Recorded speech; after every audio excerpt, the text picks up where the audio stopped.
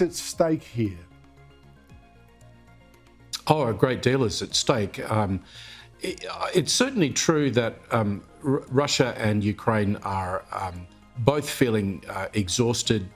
I don't know how long both countries can really go on at the level of military tempo which they've been fighting over the last few months. But it's also the case that Ukraine is far from defeated, and so this conflict is going to continue. It's much clearer now than it was a few months ago that the Russians are not for negotiation. And therefore, what I think is really at stake on this particular occasion is what steps can the Americans take, along with the Europeans, to put more pressure on Russia. And I think we're now at a point where Trump is going to follow through with that. He's not going to back down in his support of Ukraine.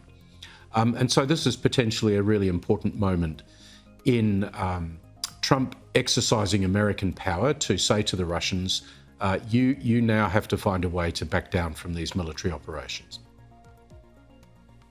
Yes, and of course China's watching because it wants to see how strong American and Western resolve is here before it launches a potential invasion of Taiwan. In fact, China's foreign minister said in an unguarded moment a couple of weeks ago, China cannot afford to let Russia lose this war.